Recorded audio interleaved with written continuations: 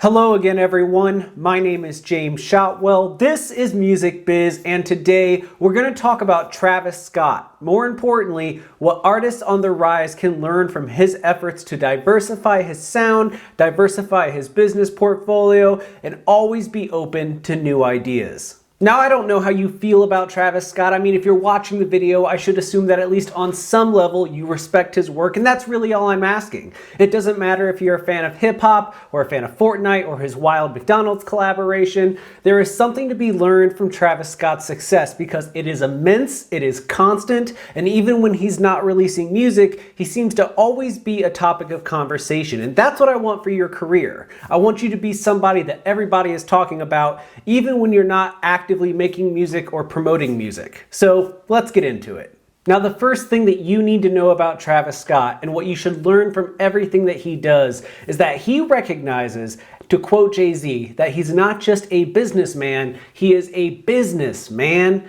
And by that I mean his music is part of a brand, and that brand also includes merchandising and collaborations and a record label and a music festival, all of which have become wildly successful. If you're a fan of anything Travis Scott does, then you're most likely a fan of everything that he does, and that's because he understands the power of a consistent brand. Now, how you build your brand and how you establish that, we have tons of videos on that topic, but the basics are this. Figure out who it is you are, what it is you're passionate about, and do exactly what it is that you want to do, and encourage people to do the same. And by that I mean make sure that your music and your events and your merchandising are allowing people to express themselves as much as you are expressing yourself through what you create. So when you look at something like Travis Scott's music festival in Houston or even his Astro World tour, the people that come to this are from all walks of life, all shapes and sizes and colors, all come together. And the reason for that is because Travis Scott's entire empire is built on this idea that you can make the world whatever you want it to be. If you want to be the biggest artist in the world, you can be it, but you have to work hard. If you want to sell merchandise, you can do it, but you have to work hard. You have to be true to yourself, you have to put in the work, and that is a message that carries through everything he does. And even if you hear some of the songs that are just about doing drugs or late nights at blurry parties or whatever it happens to be, it all comes back to this idea that he is shaping his reality. He is living in the world that he wants to inhabit, and he is doing the work to make sure that that world continues to exist. And whether or not anybody listens, you get the sense that he would continue doing exactly what he's doing right now. And that's what I want for your career. So when you're thinking about your career as a business, you're not just a musician, you are a business. And as such, you need to understand all the basics of running a business. What is your identity? What do you stand for? What are you trying to accomplish? And are all of those things coming through in what you create? Be that a live event, a recorded song, a piece of merchandise, or something else altogether. If you're not embodying the things that you stand for in everything that you do, how are your fans ever supposed to connect with the message that you're trying to send? How are they supposed to feel like they are a part of your movement, your personal efforts to make the world in a certain way if you are not clearly conveying what it is that you are trying to accomplish?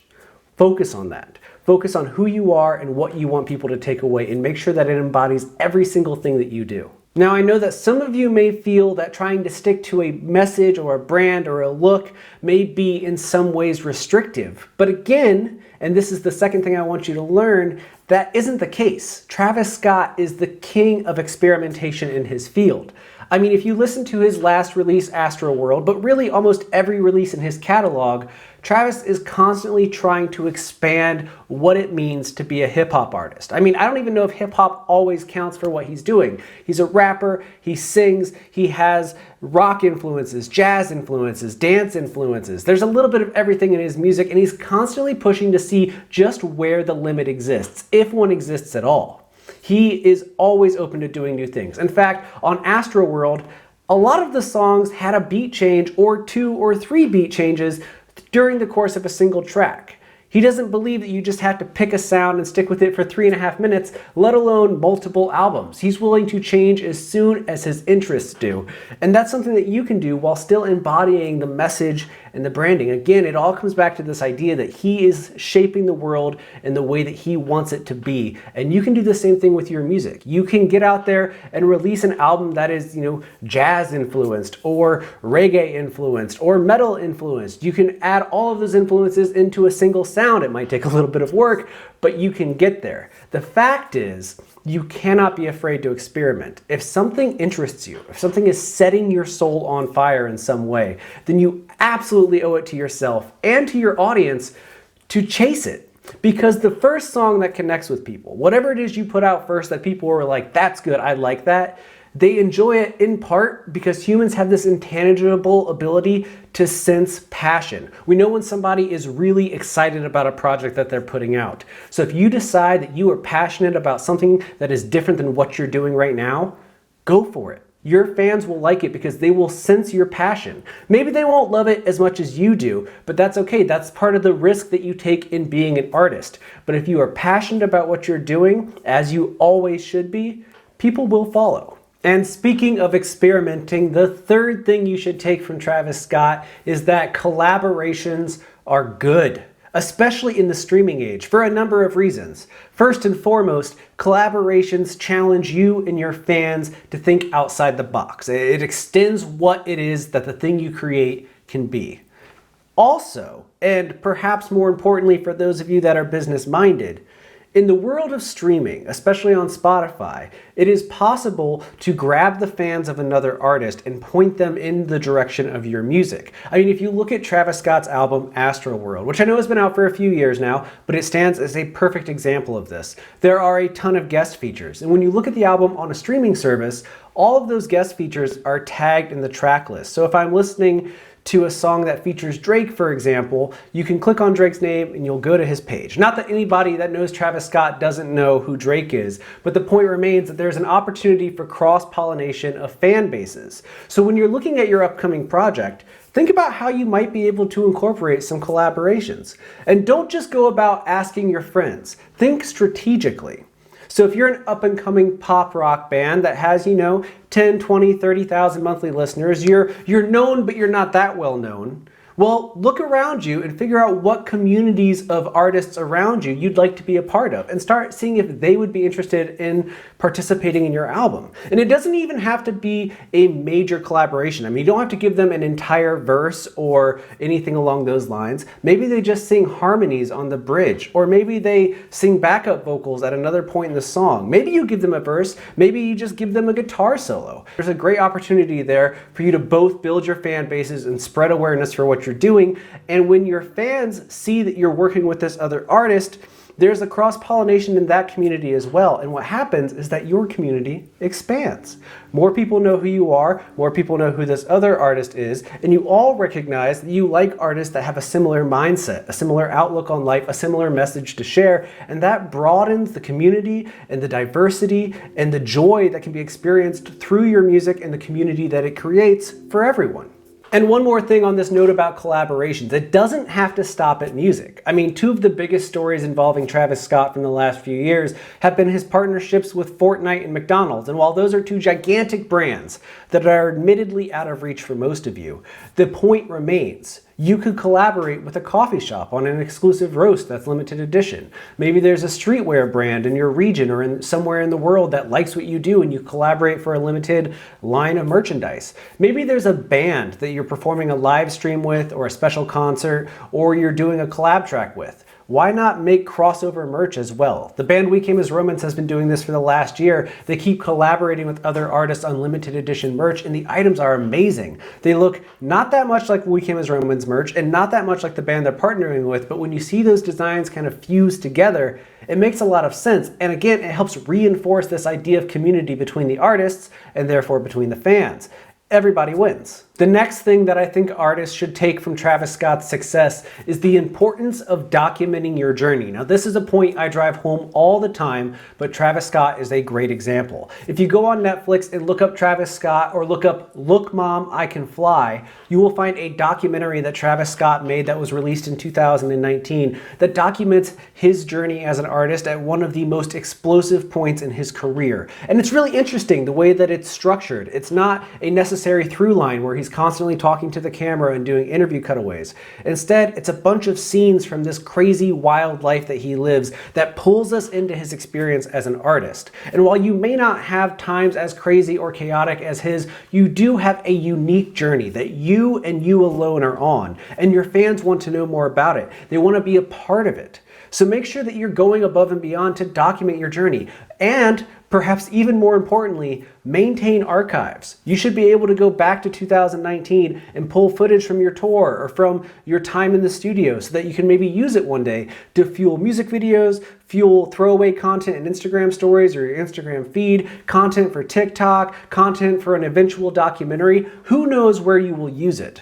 But you and you alone are on this journey, so why would you ever expect anyone else to keep documents of what's happening? Take photos, take videos, do interviews, make podcasts, do whatever you have to do to create an archive of everything that you're doing right now so that you can use it moving forward and give your fans even more access to this wild life you live as an artist. And the last thing that I'm going to point out in this video, which I didn't really always love about Travis Scott, but now realize is part of why he's so successful, is that he knows that it's okay to disappear. So Travis Scott has been on this wild run of headlines and collaborations and singles and whatever since the release of Astroworld. And there's a lot of rumors that he will have new music out in the near future.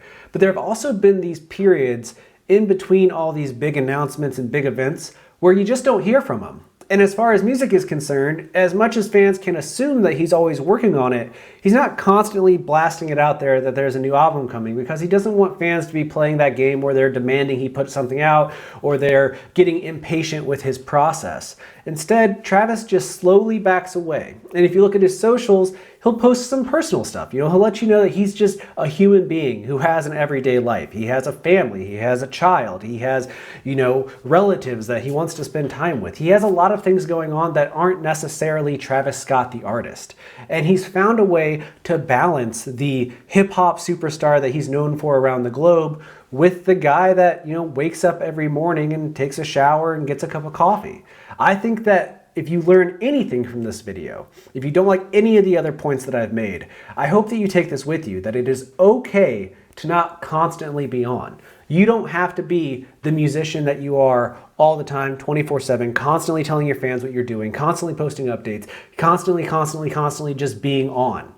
Take time off. Take time away from social media. It is perfectly okay to take a week or two or a month or two or whatever you need to just be a human being. Sometimes it takes a while for inspiration to strike, but I know for sure that one of the best ways to feel rejuvenated as a creative person is just to go about your life. To get up, make the coffee, do the dishes, take your dog for a walk, do whatever it happens to be that you need to do. Go on a vacation where you don't tell people that you're going on vacation, you just get out and enjoy life. Do that more, and I promise you will feel more creative than ever. And when you do make things or share things with the world, you will feel a bigger sense of fulfillment for having taken that break. You will have a balance, and that balance can really help you maintain your forward momentum over the long haul. Because you see, it doesn't matter if Travis Scott releases music this week, next month, or next year. His fans are going to be waiting for him because he's already developed a quality product, and they know that when he's ready, he will give them something special because he's taken the time to make it great. And your fans are smart enough to know that you will do the same. So don't be afraid to do what you need to do to maintain your mental health. Now, we have a ton of content coming your way soon. So if you haven't done so already, please click the subscribe button down below. Music Biz exists to help people like you navigate the music business. And I mean that both as a professional and as an artist. Whatever role you want in this industry, we can help you. And we're developing a community around this channel of like-minded individuals, people who want to make a better, more accessible, more welcoming industry for everybody. So if that sounds good to you, click the button below. And if you've already done so, thank you so much for watching this far. It really means the world to me. And don't worry, I'll be back soon. But until then, take care of yourself because you deserve it.